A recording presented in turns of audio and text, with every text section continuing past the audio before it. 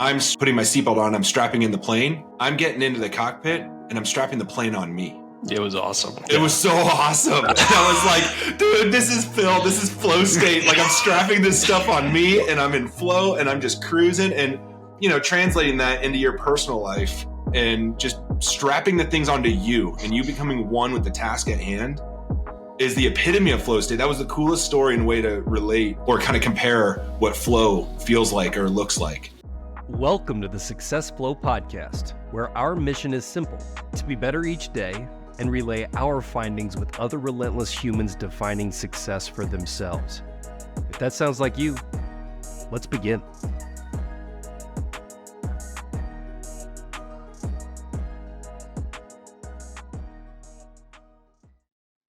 All right, back at it on the Success Flow Podcast, and today we're going to do a little preview for a guest that's in the hopper. And that's one of the beauties of this podcast, is to be able to take what we're learning real time in our pursuits and just put our lens through it and let that flow through to the listeners. So we had a pretty awesome morning yesterday, and it was our group, men's group Junto, that got together, and we kicked off the year with a really powerful speaker. We've had some great speakers in that room, but I think we really set a new tone yesterday. And we're going to give you just kind of a rundown on that speaker and the session that we had yesterday, being with Dan Clark, who is a Hall of Fame motivational speaker. And it's beyond motivational speaking, right? Like he is really integrated into the holistic areas of life, of business performance, teamwork, leadership, all of the above. And he kind of rocked the group's world yesterday, Stephen. I know we also had a chance to get together with him outside of Junto in a more social environment. So why don't you just kind of open it up and get your thoughts on how we kind of started hanging out with Dan, and then what your thoughts on yesterday were. Yeah, yesterday was incredible. I've seen speakers on stage, and I've been to conferences and seen some keynotes that were pretty powerful. But to have Dan in the room of just us 20 in like a horseshoe type setting, and him to pop in there, and you're right, it's more than just motivational. The guy's got a wealth of stories and a wealth of knowledge that he could go on for 24 hours or more, just talking about all of his experiences and things he's gone through. Some of them very challenging times, and a lot of them he's gone through some really cool experiences that he shared. But I think that one of the coolest things was the way he kicked it off. There's 20 of us in the room. He's only known, he met me once at the Fiesta Bowl when Jim Stevens invited me, had a couple extra tickets, like, hey, you want to come? Brought my boy Jack, and met you there. And us three got together, and Dan was there as well. And you guys got to hang out with him a little bit more at the game. But that was my only time with him. You guys have spent a little bit of time with him outside of that as well. But what I thought was amazing was we kind of kept him a secret with the group, and he didn't know any of the other guys in the group. And he kicks it off with going around the room, and yeah, we had like our name placards, and he could see who we were, but he didn't know what we did until 5-10 minutes before the meeting.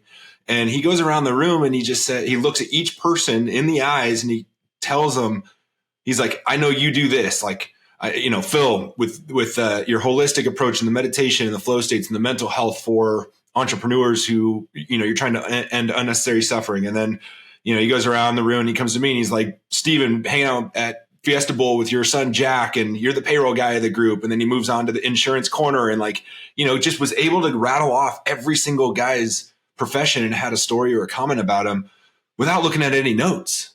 Like, he just retained names and a few nuggets that you guys gave him 10 minutes before the meeting and just went around the room. There's no other reason I can think of other than that, just the comprehension piece of why he's in the Hall of Fame of the National Speakers Association. And I think he was the youngest of all time.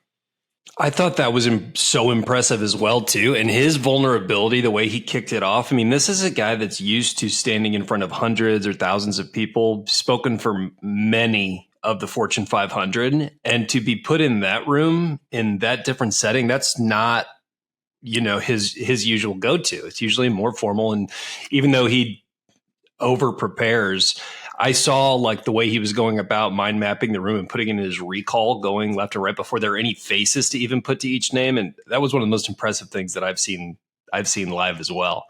And the way that he tailored, he gave an intro video, which again, for that setting, it's a different setting. So it was like, I wonder where he's going to go with this.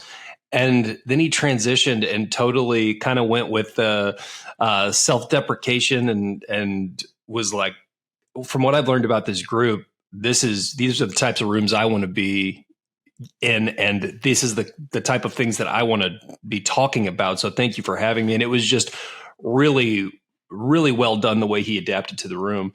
A little background on Dan.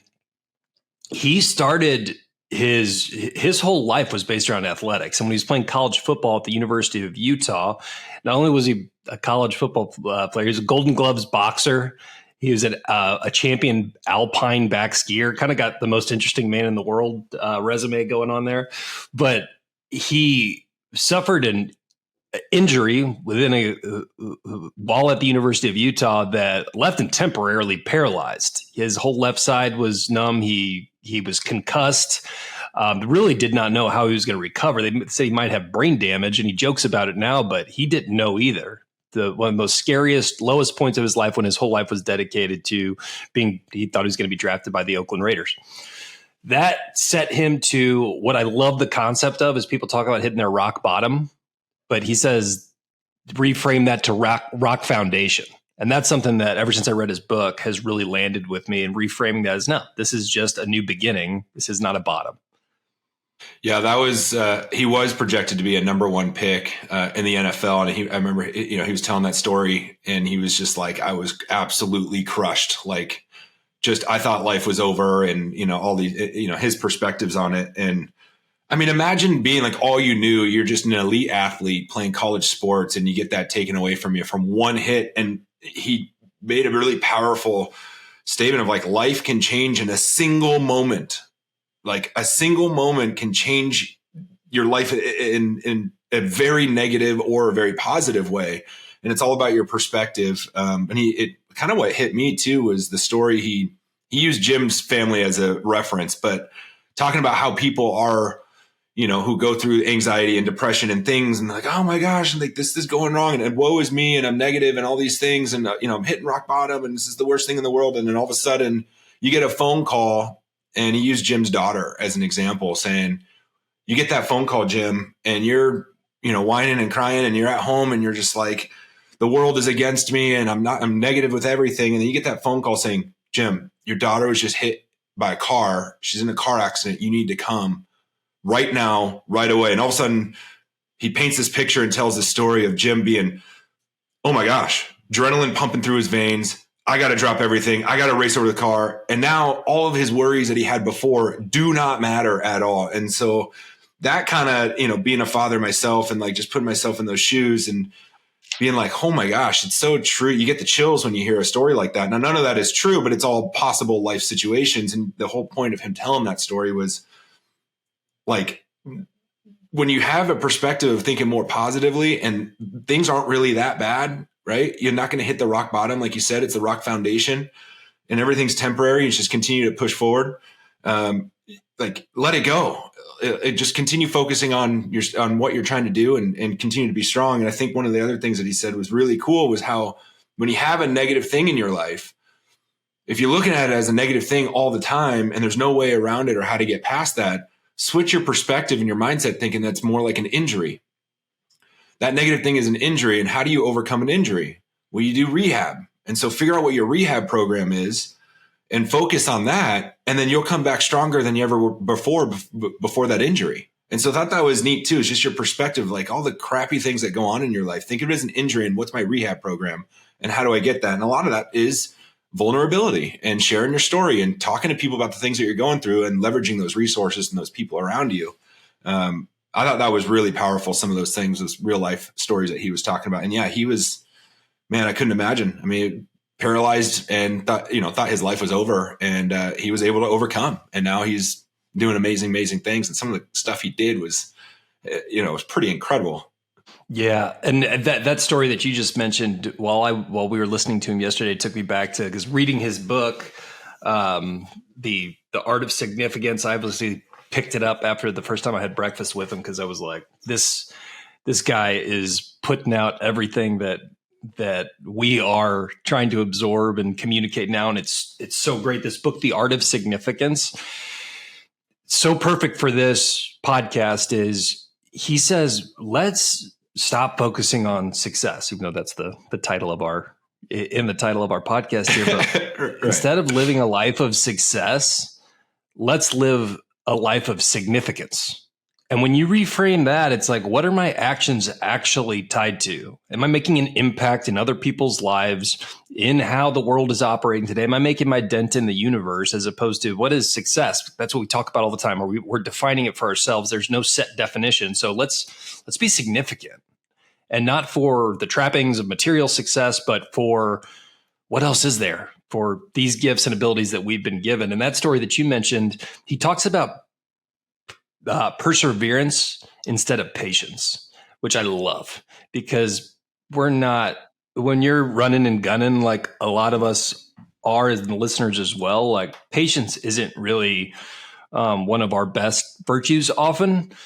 But if you reframe it like he does with all those others, to perseverance is, no, it's okay. I've still lined out these activities and things that I need to execute on, and I'm going to persevere and knock these out instead of just being patient and waiting around. So love that, and love how his ability to reframe these things to get your mind thinking, oh, this isn't actually as negative or as daunting as I'm using my words to make it be. Yeah, he talks about core values a lot too, and he talks about how when you have them defined, 99%, like when you have them clearly stated and defined, and you figure that out, you already know 99% of what to do. You know what to do. So whenever opportunities or things come your way, or challenges or obstacles, when you go to like do what you say you're going to do, and that's a core value, and you said you're going to do it out loud, then do it, right? You just know what you're going to do. And, he talks about your comfort zone, and he talks about your job, and then your calling, and kind of stacking that up. And your comfort zone is at the bottom. Your job is what you do, right? What you're comfortable with down here, and like life's easy. Then your job, like working hard and your work ethic and whatever it is that you do. And then your calling is like, what is my overall vision? What's my calling? What's my being? What are my dreams? And he says, figure out a way to pull your comfort zone up to your calling. Don't let your calling drop down to your comfort zone. And so it's how he paints these pictures of identifying yourself and what you want to do, and identifying as human doings. Or no, he says, don't be a human doing, be a human being. Right. And so I think that was really neat in how he talks about being a human being. Like, don't just be identifying yourself as what you do in your job. Like, you're not just an enterprise salesperson. That's not who you are. I'm not just a payroll guy. It's not who I am. It's what we do, but it's not who we are. And so developing what that success looks like for you, defining your core values, figuring out what your purpose is, or your massive transformative purpose, whatever, that's where that fulfillment comes from. And that's the journey that he talks about. And like the success, that's the significance, right? We're living a significant life because we're human beings, not human doings. And I thought that was pretty powerful. Just a little play on words there. Absolutely. It's another reframing. And what you there were so many ties there to the Flow Research Collective practices, right? Because to get into flow states, that focused work where we are completely absorbed in the moment and can make huge strides, is when you are getting just out of your comfort zone. It's like 4%. And so he talks about, instead of change, which he did say you can change in any given moment, proactively stretch, which is right there with the Flow Research Collective. So it's like, what is just that little bit more, that little tweak that's going to stretch me out of my comfort zone and reframe the way I'm doing things, as opposed to, no, I'm going to change today. That doesn't help really anyone. Proactively stretch instead of change was an awesome reframe that really stuck with me as well. And what you just mentioned, pulling your comfort zone out and setting that new baseline, is exactly what we're trying to do. And it makes change a lot more feasible. Yeah. He quoting Einstein, says, the mind once stretched can never return to its original form. And I mean, that's the growth mindset in a nutshell. And speaking of flow, remember the story he was talking about with flying the F-18s? when he was describing that, like I couldn't help but think of you, because he was like asking the F-18s going supersonic speed. Obviously he wasn't by himself. It was a military base. He's not allowed to fly as a civilian to like take off and land, but he was allowed to be up in the air and hold the joystick and kind of steer a little bit. They allowed him to do that. And so, but they were doing all sorts of stuff like going upside down and twists and turns. And he was just like, it was like warp speed. So it was one of the most incredible things he's ever done. And when he got down, he asked the pilot, he's like, how did you do all of that? Like, how do you just strap in? And he goes, it's all feel. And he's like, what do you mean? And the pilot goes, it's just, you get in there and it's all feel. Like there's no instructions. You just become one with the plane. He's like, what do you mean you just become one with the plane? He goes, all right, well, think about it this way. Instead of when I get in, I'm putting my seatbelt on, I'm strapping in the plane. I'm getting into the cockpit and I'm strapping the plane on me. It was awesome. It was so awesome. I was like, dude, this is flow state. Like I'm strapping this stuff on me and I'm in flow and I'm just cruising, and, translating that into your personal life and just strapping the things onto you and you becoming one with the task at hand is the epitome of flow state. That was the coolest story and way to relate or kind of compare what flow feels like or looks like. I couldn't agree more. And I was staring. I was glancing over at Strand during that too, because I knew like, oh yeah, he was eating it up. The shit-eating grin on my face, but he was just like so in the moment. And that whole concept, that I love that Einstein quote because it's so true. You go in day-to-day lives, and once you have these you hit these certain levels of awareness, you can't unsee them, right? You start seeing how certain things interact, like you see in the day-to-day payroll business. They are just red flags or operational nuances that and you can't really unlearn them. You might forget temporarily, but once you have those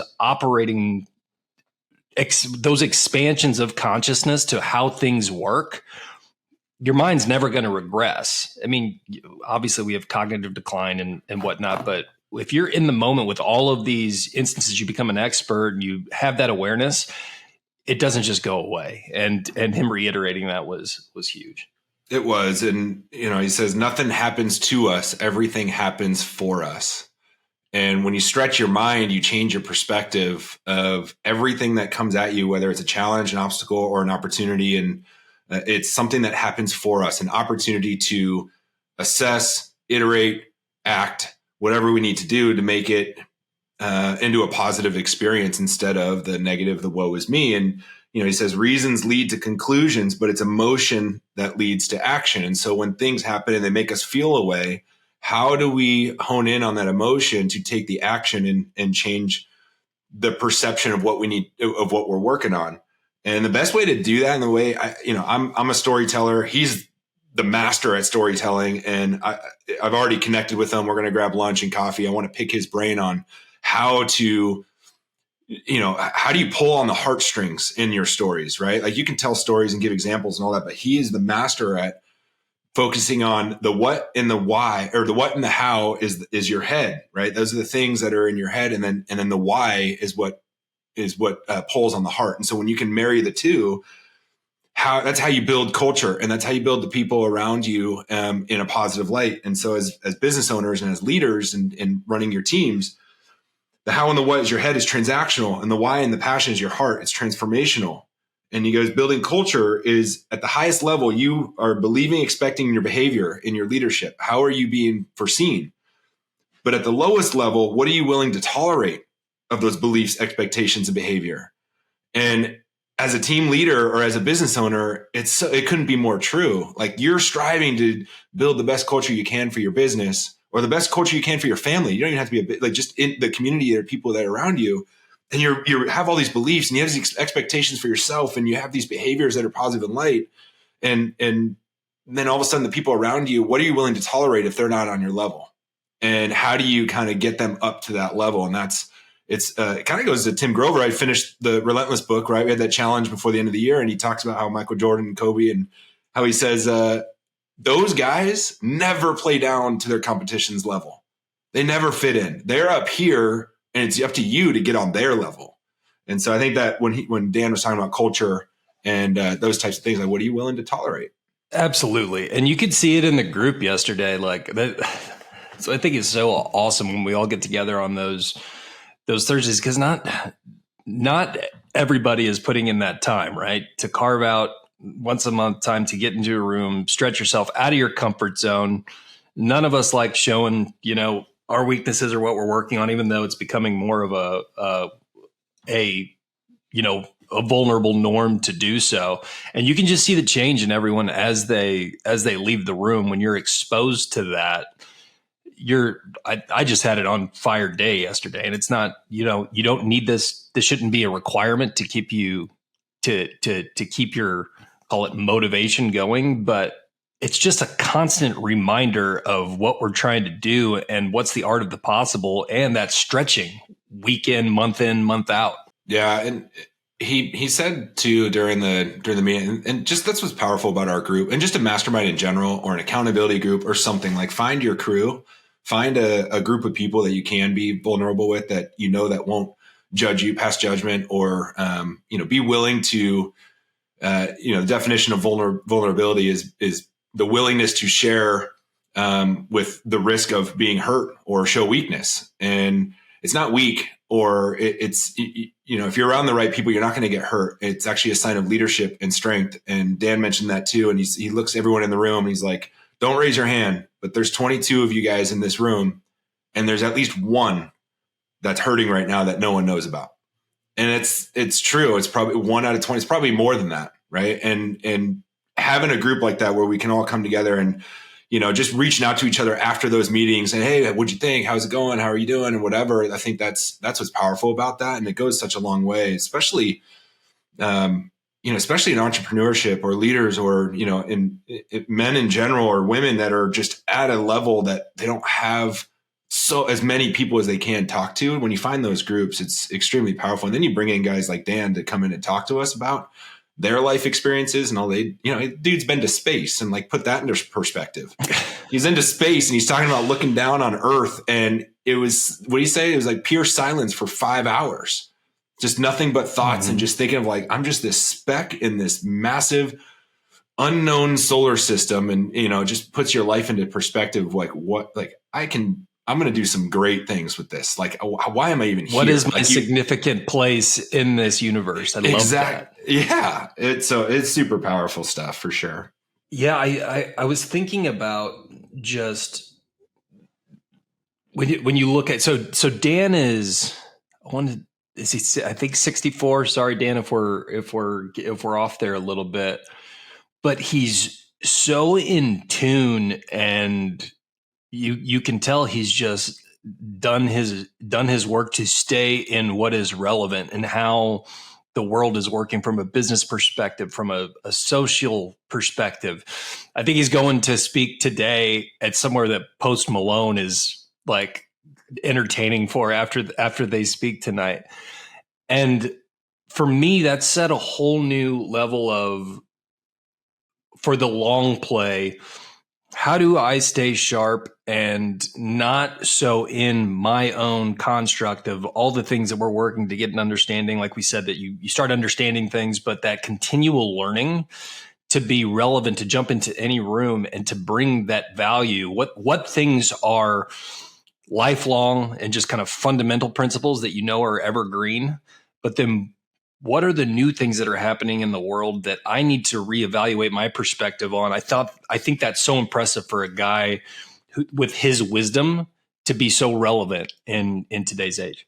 Yeah. I mean, he's definitely flexible, adaptable. He can pivot. And I mean, he gave 350 pro bono speeches to the military, and just, that's thousands and thousands of people. And he's also given speeches to those incarcerated. He's given speeches, like, all walks of life, and everything he talks about can be translated into whatever it is going on in your world. And I know that this is we're tooting his horn here quite a bit because he's that impactful, and we're lucky enough to be able to be in his presence and have the opportunity to meet with him and talk with him on a more frequent basis. But, I'll kind of end here, unless you have anything else, with the kite story that he told at the end, kind of how he wrapped up his talk. And he talks about how there's the little boy and his dad, they're out there in the park or wherever they were. And the little boy's holding up the kite, and the kite is, flying in the wind, and the little boy's having a blast. And the dad asks, goes, "Hey, son, what do you think's holding up that that kite. It's the wind. And the little boy, his son goes, no, Dad, it's the string. And he goes, huh, you think it's the string? And he goes, yeah, it's the string that's holding up the kite up there. And his dad goes, all right, let go of the string. And so the little boy lets go of the string, and all of a sudden, the kite goes, the wind takes it wherever the wind decides to go to take that kite, right? And so the little boy's running around the park. He's running all over crazy, and he finally catches up to the string, and he grabs it, and then the kite kind of goes back up into the sky, and the wind kind of takes it. And so, basically the point of the story is that it's the little boy that's holding that kite up in the air with the string, but the wind is the one that's, keeping it up there. And so way he compares it is the kite is your dreams, your goals, your outcomes, the things that you're striving for. That's the kite that's all up there in the sky. And the wind is the opposition of all things. It's the things that are taking it in all sorts of directions, right? Like you have no control over the wind and what comes at you. You never what's going to potentially stop your kite. And the string are the rules and the laws and the things that you must obey, right? Like the law of gravity has 12 laws that he identified. I won't go through them all, but just the different laws and the things. And part of those laws is your purpose, the things that you serve in your life. You obey your purpose to continue down the path. And that's the string. And the kid letting go of the string is him succumbing to negative influences or temptations of society. So when you let go of that string, that means you went off your path and you did something that didn't align with your goals and your dreams to control that kite. And so he says, no matter how many times you let go of the string, you always have the opportunity to go grab it again. And so the kite story, the way he pulled that all together with obedience, and I kind of talk about it as serving your purpose, like you define what it is that you are trying to do, and that's what you serve. Not anyone or any, there's obviously laws and people that you're, working with, but your purpose, overall purpose is what you go for. And then your free will and handling the opposition of all things. And then, your conscious ability to manage all that. So the kite story was a neat way to, again, being a storyteller, right? Using an analogy to give real life perspectives. I thought it was a great way for him to end his talk yesterday. And you know what I didn't put together till afterward? Ben Franklin and the kite experiment. I didn't, just now you saying that, I didn't put it together at all. Like the electricity. I'm going to ask him if that was intentional or not. You think if he would have brought it up with our Ben Franklin mannequin in the corner, but to be determined on that. Well, now we got to come up with what the key stands for. Maybe the key and the lightning. The metaphor continues. Well, that's a wrap for this episode of the Success Flow podcast. A little teaser for one of our upcoming guests, Dan Clark. Thanks for tuning in. Check out his book, The Art of Significance, if you want to prep a little more for that episode. And we'll be back at you next week.